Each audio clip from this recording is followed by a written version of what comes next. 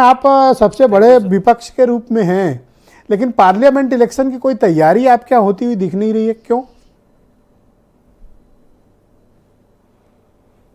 Sir ये कैसे पता चलेगा कि, या कैसे हम आपको बताएं कि तैयारी नहीं हो रही है? सर 2-4 उदाहरण के साथ पेश करो और बताओ, एविडेंस दो। नहीं, निश्चित तौर पे देखिए, समाजवादी पार्टी ही एक ऐसी पार्टी है जो इनके काले कारनामों को और इनको बेनकाब करने के लिए सिर्फ यही आगे बढ़ रही है। अभी त्रिपाठी जी कह रहे थे कि साहब ब्रह्म हत्या, मैं कह रहा हूं ब्रह्म हत्या नहीं, निर्मम हत्या, उस ब्रह्म जात की निर्मम हत्या।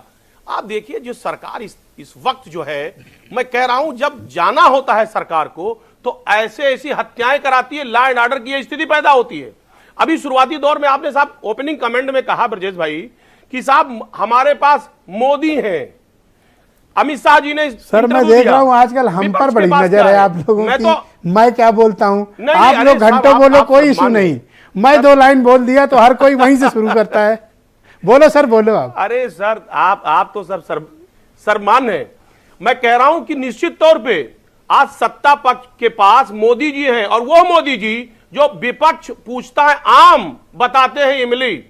सच्चाई ये है कि पूछ कुछ और लोग रहे हैं, सवाल विपक्ष कुछ और कर रहा है और माननीय मोदी जी जवाब कुछ और दे रहे हैं। साहब ऐसा शायद मेरे ख्याल से इतिहास में ऐसा कभी नहीं हुआ कि एक बहुत बड़ा गरिमा वाली पद है, आप प्रधानमंत्री हैं इस मुल्क के, आप जानिए कि आपसे लोग सवाल करते हैं और वो भी जायज सवाल, आप जवाब देने के बजाय। सर जब मैं ग्रेजुएशन कर रहा था बीएससी, अब हड़कारे साहब अकेले हमारे फिजिक्स के एक टीचर ने सर एक बात कही थी कि सवाल कुछ भी पूछा जाए, जवाब वो दो जो तुम्हें आता है। नहीं, ठीक बात कह रहे हैं सर, आप सही कह रहे हैं, सुविधा अनुसार जवाब देना चाहिए, ठीक बात है, और इस चीज को बीजेपी पूरी तरह से फॉलो कर रही है। अभी हीरो भाई ने कहा कि साहब कोरोना काल के बीच में माननीय मोदी जी ने निश्चित तौर पे ताली थाली बजवाई, बिल्कुल बहुत बड़ा काम किया। हजारों किलोमीटर लेबर पैदल चले साहब, उनकी गाड़ी घोड़ा तक इंतजाम नहीं किया गया, यह व्यवस्था रही। क्या क्या कोरोना काल में नंगा नाच हुआ, किस किस तरीके से लोगों की मृत्यु हुई, सदन में यहां तक झूठ बोला गया कि साहब ऑक्सीजन से कोई मरा ही नहीं, तो क्या क्या नहीं हुआ, यह सब जनता देख रही है। एक जो बड़ा अहम मुद्दा है जिसमें हम चर्चा करना चाह रहे हैं जी कि साहब आज देखिए जो बहुत ज्वलंत मुद्दे हैं इस देश के, वो क्या हैं?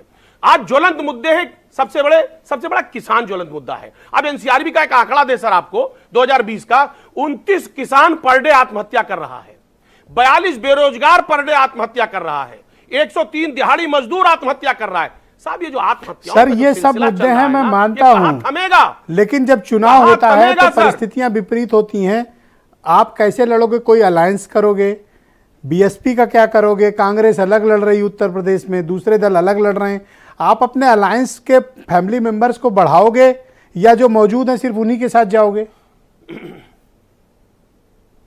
सर पहली बात तो ये बता दें, आज बीजेपी की जो स्थिति खुद ही वो स्वतः समाप्त होने की स्थिति में है। आप प्रदेशों का नाम ले लेना सर, आप मध्य प्रदेश में जबरदस्ती सरकार बनाई गई, जनता साथ नहीं है। महाराष्ट्र में यही स्थिति है। आप किसी भी प्रदेश में ले लें, आज इनके पास बड़े प्रदेश नहीं, बिहार की स्थिति ले लें आप, उत्तर प्रदेश हाथ से जा ही रहा है। मेरा रिमार्क बहुत सुनते हो, मैंने तो ये भी कहा कि युद्ध में कोई नियम नहीं होता सर, अंत में जीत इंपॉर्टेंट होती सर, और हारने वालों का इतिहास नहीं होता। चक्कू मार के पीछे जीता हो चाहे गला काट के, सर जीत होती है।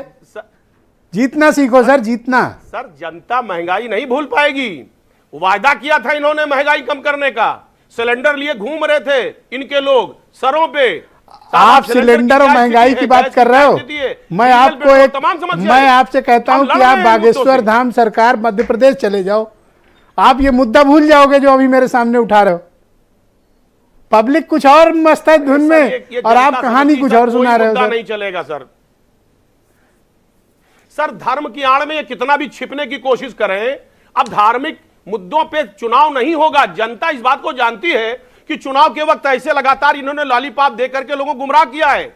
अब वो धर्म कर्म की बात नहीं होगी, लोग अपने बच्चों के हित की बात करना चाहते हैं, लोग अपनी समस्याओं की बात करना चाहते हैं, रोजगार की बात करेंगे, लोग महंगाई की बात करेंगे। हो रहा है, हम इन मुद्दों को उठाएंगे। आप सर बहन जी की चिंता कर लो, बात करेंगे जो आज आप बहन जी की चिंता कर लो सर।